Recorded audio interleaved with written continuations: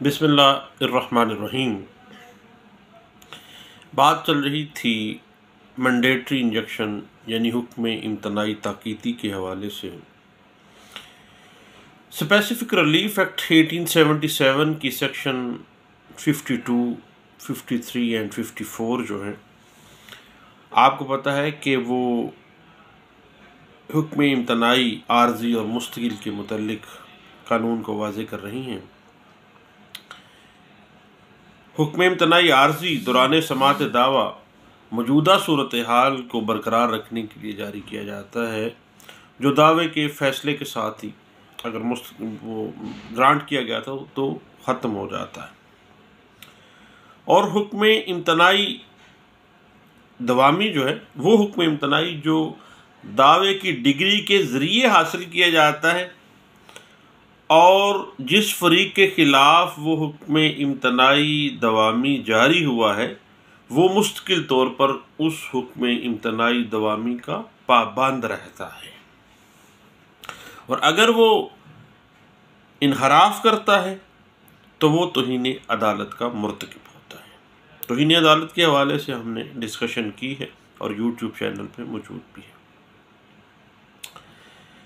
अब हुक्म इम्तनाई आर्जी और हुक्म इम्तनाई दवामी के अलावा एक हुक्म इम्तनाई ताकीदी भी होता है, जो आज सुबह चाय के कप के ऊपर हम सब दोस्तों ने डिस्कस किया। और याद रखिए कि हुक्म इम्तनाई ताकीदी मैंडेटरी इंजेक्शन जिसका जिक्र स्पेसिफिक रिलीफ एक्ट 1877 की सेक्शन 55 में किया गया है कि जब किसी ज़िम्मेदारी की खिलाफ वर्जी से रोकने के लिए हुक्म इम्तनाई दिया जाता है कि ज़िम्मेदारी की तकमील कराने के लिए किसी शख्स को मजबूर करना पड़े और जिसकी तकमील कराने का अदालत इख्तियार रखती है, तो अदालत के पास डिस्क्रिशनरी पावर है कि वो ऐसा हुक्म इम्तनाई ताकीदी जारी कर सकती है जिससे ज़िम्मेदारी की खिलाफ वर्जी करने वाले को उस खिलाफ वर्जी से रोका जा सके, और वो ज़िम्मेदारी जिसकी खिलाफ वर्जी की शिकायत की गई उसको पूरा करने के लिए अदालत उस शख्स को मजबूर कर सकती है। यानी कोई मतलूबा फ़ेल जिसकी खिलाफ वर्जी हो रही हो उसको पूरा करने के लिए अदालत जो है वो मजबूर कर सकती है, और अदालत ज़िम्मेदारी की खिलाफ वर्जी रोकने और उन ज़रूरी अफ़आल के ऊपर अमल करवाने पर मजबूर करने के लिए जिनकी वजह से ज़िम्मेदारी के ख़िलाफ़ वर्जी हो रही है, हुक्म इम्तनाई ताकीदी जारी करने का इख्तियार रखती है। इस हवाले से सेक्शन 55 स्पेसिफिक रिलीफ एक्ट 1877 इस बात को वाज़े करता है। और इस हवाले से एक बड़ा पुराना केस ला है जिसमें इस चीज़ को बड़ा अच्छे अंदाज से डिस्क्रिशन रिपार्स जो हैं सिविल कोर्ट की इस हवाले से सेक्शन 55 मैंडेटरी इंजेक्शन के हवाले से वो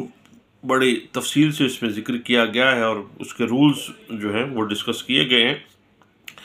PLD 1955 Lahore high court page 88 है, लेकिन इस हवाले से याद रखिएगा कि ये बुनियादी तौर पर ऑल इंडिया रिपोर्टर का एक केस ला है। ऑल इंडिया रिपोर्टर 1927 रंगून की हाई कोर्ट का फैसला पेज 257 की जो फैसला था, जिसमें ये जो सेक्शन 55 मैंडेटरी इंजेक्शन पे बड़ी तफसील से उस वक़्त के जो जजेस थे उन्होंने बहस की थी, वो यानी उस हवाले से वजाहत की थी, रूल्स इस्टेब्लिश किए थे, और उन्हीं रूल्स को फिर 1955 PLD लाहौर पेज 88 में डिस्कस किया गया दोबारा तौर पर। याद रखिए कि जो एक सिविल कोर्ट है वो मैंडेटरी इंजेक्शन बतौर इंटरम आर्डर दावे की समाअत के दौरान भी जारी कर सकती है, लेकिन ऐसा हुक्म इम्तनाई ख़ास यानी स्पेशल केसेस में ही हो सकता है जब अदालत ये महसूस करती है कि अगर ये अगर ये कोई स्पेसिफिकली हुक्म इम्तनाई ताकीदी जारी ना किया गया तो मुद्दई को नाकाबिले तलाफ़ी नुकसान हो सकता है, और वो इस वजह से हुक्म इम्तनाई ताकीदी जारी कर सकती है बतौर इंटरम आर्डर भी। और ऐसा हुक्म इम्तनाई ताकीदी जो है वो जारी करना उस वक्त भी ज़रूरी होता है जब मुद्दा अलह के यानी जो डिफेंडेंट पार्टी है उसके ज़िम्मे कोई ज़िम्मेदारी करना, कोई चीज़ अदा करना, कोई ज़िम्मेदारी को अदा करना ज़रूरी हो और मदई ने अपने दावे में इस ज़िम्मेदारी को तोड़ने का डिफेंडेंट पार्टी पे इल्ज़ाम लगाया है।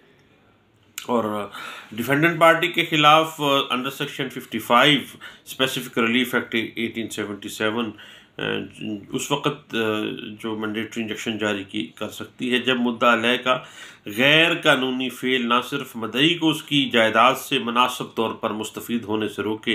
बल्कि उसके जो राइट टू प्रॉपर्टी हैं उससे उनको महरूम भी कर सकती है। इस हवाले से जो लॉ इस्टेब्लिश किया गया था वो मद्रास हाई कोर्ट का 1913 का फैसला है और पेज 188 में इस बात को डिस्कस किया गया है। याद रखिएगा कि इसमें वाज़ेह भी किया गया था और बाद में 1941 में ऑल इंडिया रिपोर्टर की एक बड़ी लैंडमार्क जजमेंट है जिसमें इस बात को वाज़ेह किया गया और अभी भी सुप्रीम कोर्ट ऑफ पाकिस्तान जो है उसी को फॉलो कर रही है कि सेक्शन 55 मैंडेटरी इंजेक्शन में ज़िम्मेदारी का मतलब सिर्फ कानूनी ज़िम्मेदारियां हैं, इसमें मॉरल ड्यूटीज़ शामिल नहीं है, मॉरल ऑब्लिगेशन शामिल नहीं है कि अखलाकी ज़िम्मेदारी बनती है, नहीं कानूनी ज़िम्मेदारी का होना ज़रूरी होता है। उसके अलावा याद रखिएगा कि मैंडेटरी जो हुक्म इम्तनाई है वो हासिल करने के लिए मदई को अपना दावा बड़ी मजबूत ग्राउंड्स के ऊपर साबित करना चाहिए और मुद्दा अलह की अगर कोई कमज़ोरी है तो उसको वो यूज़ नहीं कर सकता, यानी मदई को अपना स्टांस खुद से साबित करना पड़ेगा कि जो डिफेंडेंट है वो मुताबिक मुआहदा जिन जिम्मेदारियों को अदालत के लिए पूरा करने का ज़िम्मेदार था पूरा नहीं कर रहा है और अदालत से वो दरख्वास्त कर सकता है कि वो अंडर सेक्शन 55 जो हुक्म इम्तनाई ताकीदी के तहत डिफेंडेंट को मजबूर करे कि वो अपनी उस कानूनी ज़िम्मेदारियों को पूरा करे। अखलाकी ज़िम्मेदारी नहीं है, अखलाकियात वैसे आपस की बात है, कानून में कहीं पे भी नहीं है, यानी उसका कोई मामला नहीं, कानूनी ज़िम्मेदारियों की बात हो रही है। इस हवाले से 2003 MLD पेज 970 जो है वो इस हवाले से हमें कुछ गाइडलाइंस दे देती है। उसके अलावा ये चीज़ बेस की गई है, पिछले दिनों इंडियन रिपोर्टर में पढ़ रहा था तो 1994 का एक बड़ी लैंडमार्क जजमेंट थी, 1994 मद्रास हाई कोर्ट पेज 719 जो है इसमें ये वाज़ेह किया गया था कि एक सिविल कोर्ट को मैंडेटरी इंजेक्शन सिर्फ उस वक्त जारी नहीं करना चाहिए जब प्लेंटिफ की जायदाद को नुकसान का ख़तरा हो, बल्कि उस वक्त भी जारी करना चाहिए जब डिफेंडेंट जो है मुद्दा अलह जो है वो मदई की जायदाद में उसके कानूनी हकूक़ में मुदाखलत करे और ऐसा करने का कानूनी हक़ जो है वो मुद्दा अलह को नहीं है। ऐसे हालात में एक सिविल कोर्ट को चाहिए कि वो मुद्दा अलह के ख़िलाफ़ जो हुक्म इम्तनाई ताकीदी है under section 55 specific relief act 1877 वो जारी करे कि वो उस मदई के जो कानूनी जो हक हकूक़ हैं उनको मुद्दा अलह जो है वो कतई सूरत जो है वो मामलात को ख़राब ना करे और ना ही किसी किस्म की कोई जो ज़िम्मेदारियाँ उसके पास हैं वो उसको अदा करे और अखलाकी ज़िम्मेदारियाँ इसमें नहीं आती हैं। चंद बातें थीं डिस्कशन के अंदर थीं आज सुबह कि जी आर्जी और मुस्तकिल हुक्म इम्तनाई के अलावा जो मैंडेटरी ताकीदी हुक्म इम्तनाई है वो कानून में कैसे और किस जगह पे स्टैंड करता है। इस हवाले से सब दोस्तों ने चाय का कप पिया और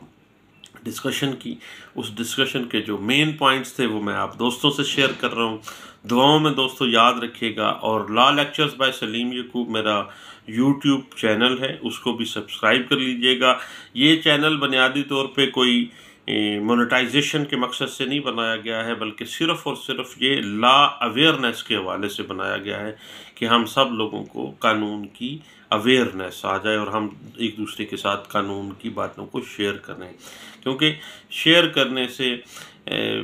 जो है नॉलेज जो है वो बढ़ता है और अल्लाह उसमें बरकत दे देते हैं और जिस काम में अल्लाह बरकत दे दें वो फिर अल्लाह ताला उस पर ख़ास करम कर देता है। दुआओं में याद रखिएगा। अल्लाह हाफिज़। अस्सलाम वालेकुम।